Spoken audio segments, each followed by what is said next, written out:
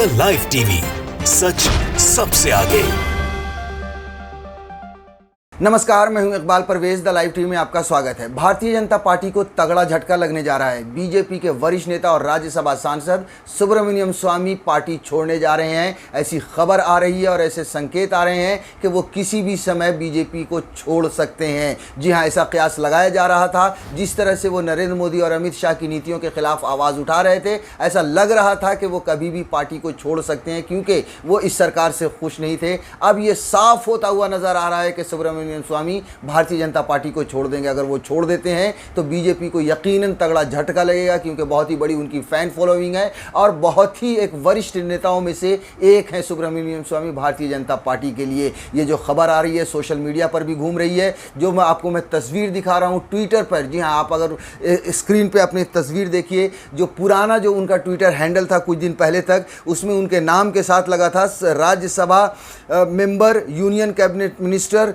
Harvard PhD in economics professor, BJP national executive member, I give as good as I get, यानी BJP national executive. अब एक और तस्वीर जो उन्होंने चेंज किया है अपने ट्विटर पर, यानी कि उसमें से बीजेपी नेशनल एग्जीक्यूटिव का जो डेजिग्नेशन था उन्होंने निकाल दिया है। मतलब बीजेपी को अपने ट्विटर हैंडल से बाहर कर दिया, बीजेपी से वो बाहर हो चुके हैं। आप इन तस्वीर में देखिए, उसमें बाकी सारी डिटेल्स लिखी हुई है, लेकिन बीजेपी का नाम अब उनके ट्विटर हैंडल में नहीं है, अपने ट्विटर हैंडल से निकाल दिया है, जो साफ ये दर्शा रहा है कि वो भारतीय जनता पार्टी को अब छोड़ने का मन बना चुके हैं, बीजेपी को तगड़ा झटका देने जा रहे हैं। ये खबर सोशल मीडिया पर भी बहुत ही घूम रही है। निशांत वर्मा है, एक पॉलिटिकल एनालिस्ट है, राजनीति के जानकार, उन्होंने भी इसे पोस्ट किया है। दोनों कटिंग को लगाया है साथ में उनके ट्विटर के और लिखा है भाजपा को झटका, स्वामी देंगे पार्टी से इस्तीफा, मोदी और शाह से हैं परेशान, बीजेपी हटाया।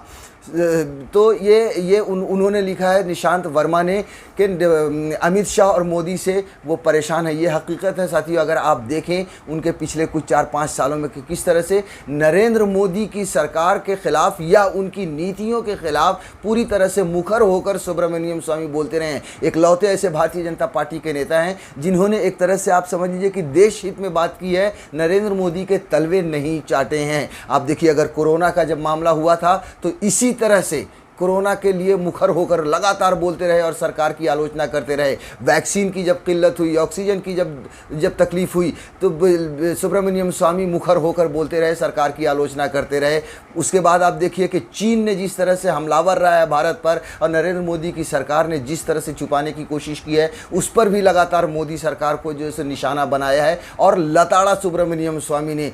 महंगाई हो या बेरोजगारी हो या गिरती हुई जीडीपी हो, हर मुद्दे पर नरेंद्र मोदी की सरकार की इन्होंने आलोचना की है और मुखर होकर बोलते रहे हैं, जिसकी सज़ा भी नरेंद्र मोदी ने इन्हें दिया है कि साइडलाइन किया है इनकी। ऐसा जब भी ये कुछ बोल रहे थे तो उस पर किसी भी तरह की प्रतिक्रिया कभी नहीं आई, जो ये दर्शा रहा था कि नरेंद्र मोदी को इनकी बातों का कोई असर नहीं हो रहा है। तभी ये कयास लग रहे थे कि दोनों में एक तरह से समझ लीजिए कि छूट पकड़ की बातें चल रही है। ये सरकार की आलोचना कर रहे हैं, सरकार इन पर किसी तरह का रिएक्शन नहीं कर रही है। मतलब साफ है कि दोनों के बीच में तालमेल, नरेंद्र मोदी और अमित शाह के साथ और इधर सुब्रमण्यम स्वामी के साथ कोई तालमेल नहीं है। मतलब या तो नरेंद्र मोदी इन्हें निकाल दें सुब्रमण्यम स्वामी को, या फिर सुब्रमण्यम स्वामी खुद ही पार्टी को छोड़ दें, जो अब साफ लग रहा है कि सुब्रमण्यम स्वामी पार्टी छोड़ देंगे। ये इसलिए भी लग रहा था कि नरेंद्र मोदी भी निकाल सकते हैं, क्योंकि आप अगर इतिहास उठाकर देखें भारतीय जनता पार्टी का, तो नरेंद्र मोदी के खिलाफ जिसने आवाज़ उठाई है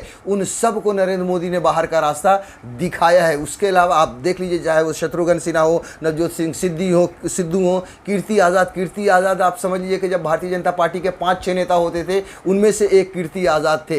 इन सब को जो, चाहे वो यशवंत सिन्हा हो, चाहे वो जसवंत सिंह हो, हर किसी को नरेंद्र मोदी ने रौंद दिया और पार्टी से बाहर का रास्ता दिखा दिया। यहाँ तक कि लाल कृष्ण आडवाणी, जिन्होंने पार्टी को खड़ा किया है, उन तक को साइड लाइन कर दिया नरेंद्र मोदी और अमित शाह ने मिलकर। सुब्रमण्यम स्वामी के साथ भी कुछ ऐसा ही देखने को मिल रहा था कि साइड लाइन उन्हें कर दिया गया था। लेकिन सबसे बड़ी बात यह है कि सुब्रमण्यम स्वामी पीछे नहीं हट रहे थे। जहाँ पर भी नरेंद्र मोदी की सरकार की आलोचना करनी चाहिए थी या उनकी गलत नीतियों को ये देख रहे थे, उस पर ये आवाज़ उठा रहे रहे थे और सरकार की आलोचना लगातार कर रहे थे। अगर साइडलाइन की बात करें तो आप देखिए कि सुब्रमण्यम स्वामी जो राष्ट्रीय कार्यकारिणी में थे की टीम में थे, उससे भी नरेंद्र मोदी ने उन्हें बाहर कर दिया। अभी 5-6 तारीख को ही जो राष्ट्रीय कार्यकारिणी की जो टीम बनी है उससे सुब्रमण्यम स्वामी को बाहर कर दिया। उनके अलावा वरुण गांधी भी थे, मेनका गांधी भी थी, लेकिन सुब्रमण्यम स्वामी जो इतने वरिष्ठ नेता हैं उन्हें भी बाहर कर दिया गया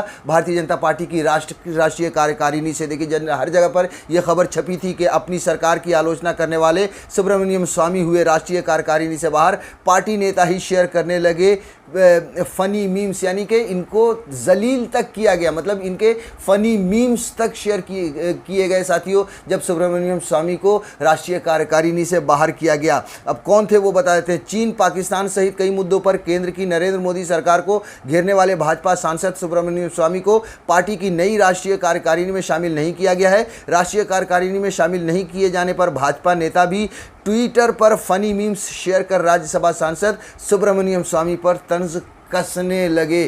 तो ये हालत नरेंद्र मोदी की सरकार ने या मोदी और अमित शाह की टीम ने सुब्रमण्यम स्वामी के साथ किया। और ये तो अभी मीम्स शेयर हुए, पहले भी सुब्रमण्यम स्वामी को बदनाम करने की कोशिश। भाजपा आईटी सेल का जो हेड है अमित मालवीय, उसे बाहर किया जाना चाहिए। यहाँ तक कह दिया था कि हमें जो बदनाम करने की कोशिश की जा रही है, अगर हमारे प्रशंसक भी उसका जवाब दें तो फिर उसका भी बुरा नहीं मानना चाहिए या उसका जिम्मेदार मैं नहीं हूँगा। साथियों ये 2020 की खबर है, जब सुब्रमण्यम स्वामी एकदम गुस्से से आग बबूला थे। उन्होंने देखिए क्या लिखा है, मैं आपको थोड़ा सा उस समय की खबर बता दूं कि बीजेपी की आईटी सेल पर बरसे स्वामी, बोले फर्जी अकाउंट बनाकर मुझ पर कर रहे हैं हमला, तुरंत निकाल दे पार्टी से। तो फर्जी अकाउंट, जी हाँ, भाजपा की जो आईटी सेल है अमित मालवीय, वो यही करते हैं कि फर्जी अकाउंट बनाते हैं ट्विटर पर और सोशल मीडिया पर, और फिर जिसे बुरा भला कहते हैं या कहना है या जिसे बदनाम करना है, उनके पीछे वो पूरी आईटी सेल उनकी लग जाती है। सुब्रमण्यम स्वामी ने भी जो है सो इसी तरह का आरोप लगाया था कि अमित मालवीय ने